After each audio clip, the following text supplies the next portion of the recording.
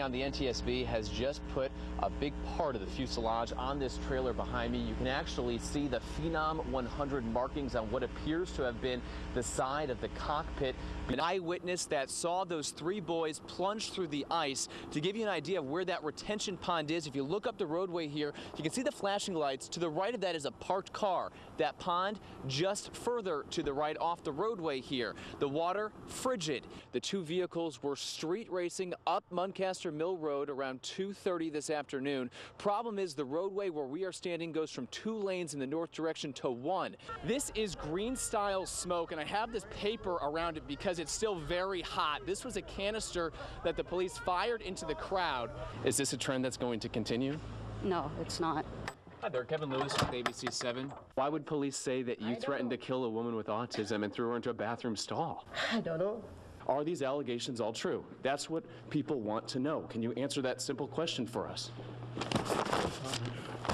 Actually standing in what is the entryway to a Capital One bank. This car couldn't get through. I want to show you Kentlands Boulevard. Take a look at that red Chevy Trailblazer. It could not get up this hill, did not have enough oomph because of the snowfall. They've been using graffiti remover and scrubbing blocks all day long in an attempt to wipe away these hateful words and images. We've allegedly plopped her older child into her lap and then tried teaching him how to drive her car. Things went south in a hurry, though, when their Lincoln Navigator went careening into a concrete pillar.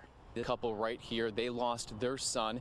He was a Baltimore County police officer. They're sitting here today looking at the wreath they just laid with his photo here. This is the DC Water Mobile Command Center. Crews in here busy trying to get ready to flush out the system, and they're going to be using fire hydrants like this one to aid in that process. Now, prosecutors say it's so shocking here that Adam El Ghul squatted down and then stuck his cell phone right between a woman's legs. Prosecutors calling his crime bold and brazen. Right here is a stack of letters from concerned students. One wrote, "The pool is fun because there are slides and you get to cool off in the water. You also learn better after exercise." You know, last year, 24 million people visited Baltimore and they spent about $5 billion. This city now hoping that the terms unrest and rioting don't become permanently attached to Baltimore. We're live along the Inner Harbor this evening. I'm Kevin Lewis, ABC7 News. Around 3 o'clock, you can see live pictures here of some of the rocks being thrown at police vehicles. The police vehicles being pelted here by wood, by rocks. This is basically a scene here in Leon and Allison where anything these rioters can get their hands on, they are throwing. We are using a news, that window was just shattered there, that squad car. They're using riot gear inside of the squad car to protect themselves. New details now on a story you saw first on 7 last night. An ABC7 News crew was on the scene of a house fire in Rockville when a man named Carlos Peralta approached the crew and said he had set the fire. Today, Peralta appeared in court where we learn more about his troubled history. Montgomery County reporter Kevin Lewis is live in Rockville with the latest. Kevin. Well, investigators say Peralta's issues include schizophrenia and alcoholism. He also has a criminal record. In fact, Prince George's County Police arrested him only 2 weeks ago on a charge of destruction of property. That, however, nothing compared to felony arson and 3 counts of reckless endangerment. 301 South Horners Lane, house fire with flames coming from the house. The smoke was hard to miss. Me, I set it on fire. And so was Carlos Peralta, the man who flat out told ABC7, quote, "I did it." I just poured gasoline on the floor, set it on fire and went to buy a drink and came back. According to charging documents, one resident woke to the odor of gasoline. When he walked downstairs, he saw rags on the floor in the kitchen and then heard Peralta scream, "Fire!" It's the reason why I set it on fire. Peralta told us his mother, who owns the home, made him upset. He says he torched her $400,000 house to expose their quarrel. How did setting this fire help you? Just so you could get here, so you could get for your attention. Shocking. Prosecutors say they were astonished to see Peralta's on-camera confession. I mean, videotape is key in a lot of prosecutions, and particularly your fine reporting, I think, will help put this arsonist behind bars. In fact, ABC7 was there as Peralta fessed up to police. I set it on fire. You set it on fire? I mean, to have a situation where you're so fed up that you think the last recourse is to set your home on fire and risk the lives of other people in the residence, that's just over the top. It's hard to believe. Now, detectives say Peralta smelled like gasoline. They also found a lighter in his coat pocket. Today, a judge ordered he be held without bond. All the while, the American Red Cross is helping his mother and 3 roommates find a new place to live. We are live in Rockville tonight. I'm Kevin Lewis, ABC 7 News. Quite a story, Kevin. Thank you. A thief steals thousands of dollars in high-end jewelry during an open house in one of the metro area's most elite zip codes. Police arrested this woman, 58-year-old Sally Spaceman, who allegedly found the home online. Montgomery County reporter Kevin Lewis is live in Chevy Chase with the story you'll see only on 7. Kevin? Well, Allison and Candace, you're hard-pressed to find a home along this block for less than $2 million. Detectives believe that affluence lured Spaceman to this Williamsburg colonial. Odd thing is, the 58-year-old wife and mother of 2 lives in a beautiful home herself. Yeah, now it's hot. Now we don't. Safety is a cornerstone in Chevy Chase's Kenwood neighborhood. But this handsome colonial, listed for $2.3 million, recently attracted a thief. I did notice a lot of cars out front. One vehicle belonged to Sally Spaceman, who police say posed as a potential buyer.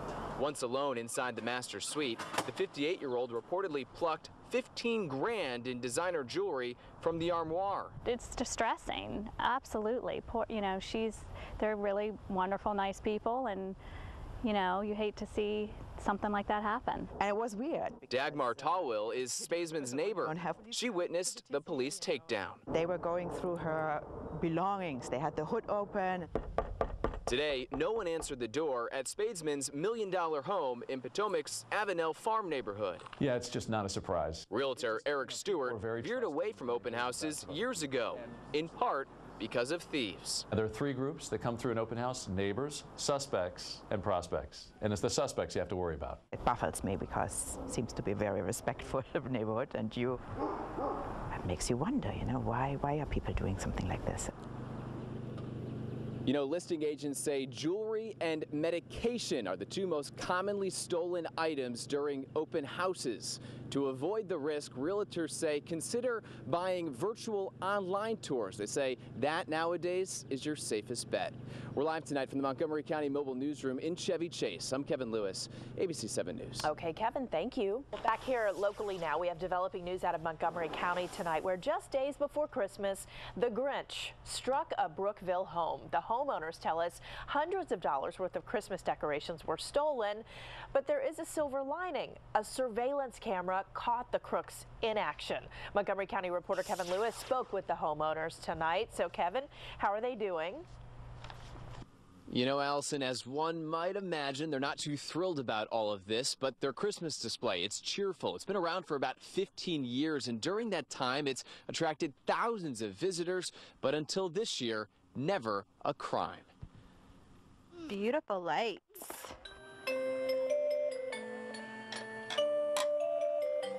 I enjoy Christmas. I enjoy all the colors and the lights and the decorations. Chrissa Thier spent the last 2 months crafting this winter wonderland. 200,000 LED lights shine on 70 penguins, 90 snowmen, and this year, 3 Christmas crooks. It was very disheartening.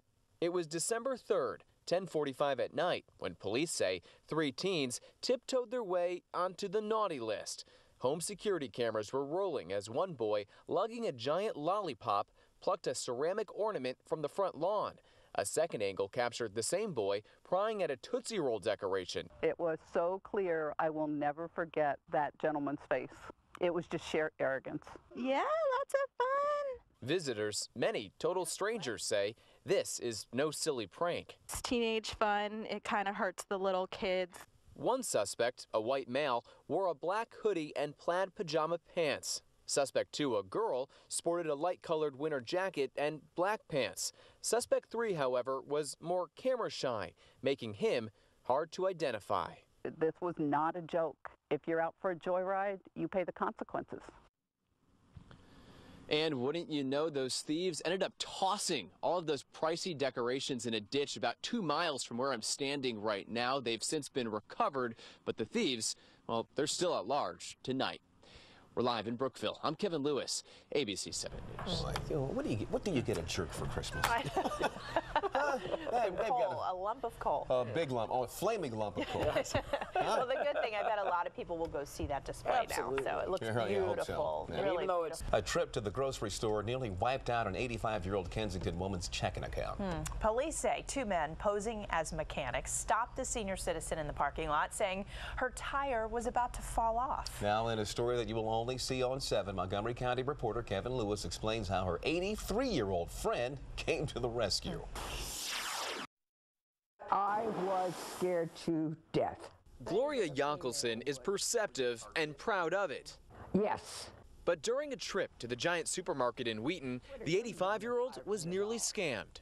A car pulled up to the right of me and started honking and waving their arms and holding up some sort of bolt of some kind. In that car, Michael DeMetro and another man who police say took Yonkelson to a quiet neighborhood where they faked repairs on her Honda Accord's tires. The charge? $3,400. I knew I was in deep trouble. Yonkelson called her longtime friend Eddie Lynch. So I thought, something's fishy. Who dialed 911. Officers arrived before Yonkelson ever lost a dime. I don't care if you're a senior or what. To pry on anybody for something like this is disgusting. DeMetro lives in this Glen Burnie townhome where today his mother did the talking. I will have my lawyer sue you. You don't know what kind of lawyer I have. Police say your son scammed an 85-year-old woman and we want your side of the story. Sir, I don't know what you're talking about. Because it's not fair. These longtime friends grateful for their wherewithal, now pursuing justice. What do I call them? Con artist. Academy Award con artist. And then I would love to get my hands on them now. DeMetro reportedly told police the 85-year-old was so thankful for his mechanical prowess that she offered him that $3 grand as a way to say thank you. Police, they didn't buy the 20-year-old's story. He's due in court next month.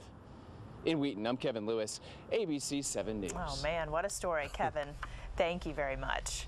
There are more questions about a lack of spending oversight within the Montgomery County Board of Education. Some new records show the man in charge of approving credit card expenses for school board members might need monitoring himself. Montgomery County reporter Kevin Lewis has led our series of Watchdog reports and joins us with the latest twist to the story.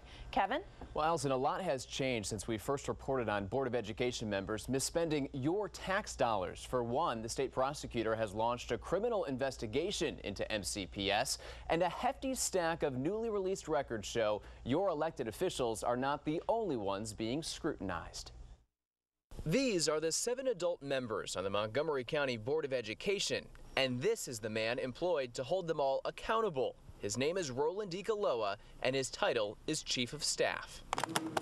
However, records obtained by our watchdog team show Icaloa repeatedly used his taxpayer-funded credit card for personal purchases, at least 5 times. The ombudsman spent $36 on groceries, $50 at a dry cleaner, and $581 on new tires. But who approved the charges? Expense reports show none other than then-board president Chris Barclay. All of us take our jobs very seriously. As we told you in our earlier watchdog reports, Barclay also made personal charges with his school district credit card. And who signed off on Barclay's credit account? Roland Icaloa. The same people are signing off on each other's credit card receipts with the exact same behavior. Ikaloa, who's since repaid the school system, wouldn't talk on camera. However, school spokesman Dana Tofig said in a statement, "At this point, there is nothing else to add. He mistakenly used his card for some expenses that were not job-related and quickly rectified the matters." So we have an institutional acceptance of misuse of credit cards, and this is at the board level. This is a $2.3 billion budget with a $7 million American Express bill. If we don't have extra oversight here at the board office, we can't expect it at our local schools. Now, Ikaloa told me he made this mistake 5 times because his personal and school district credit cards look alike. Even so, in some cases, it took the chief of staff more than 2 months to pay the school district back. In the studio, I'm Kevin Lewis, ABC 7 News. And another health push today, this one at the National Institutes of Health.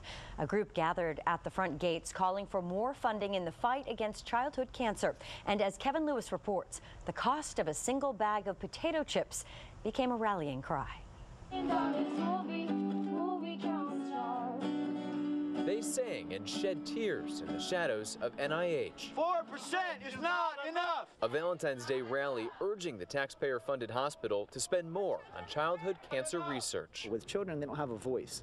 And today we're out here to be that voice for these children. Tom Mitchell's daughter, Shayla, died from cancer in 2009.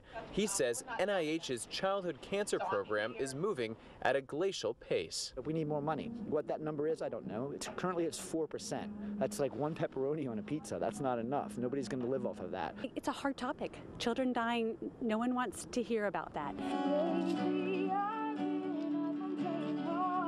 Kristen Veazey's daughter, Hope, is beating leukemia, but many children aren't as lucky. Every day, 7 die from cancer in the U.S. alone. Research does work, and we want more research designated, for childhood cancer so she can get, and other kids can get better prognosis. Our children are worth more than 4. Americans spend 20 times more money annually on potato chips than we do on childhood cancer research. So next time you purchase a bag of potato chips or you eat a bag of potato chips, I want you to think about that. In Bethesda, I'm Kevin Lewis. Why is that acceptable? It's not. It's unacceptable. ABC 7 News. And in just the last hour, NIH told us much of its adult cancer research positively impacts its childhood program, too. At a recent White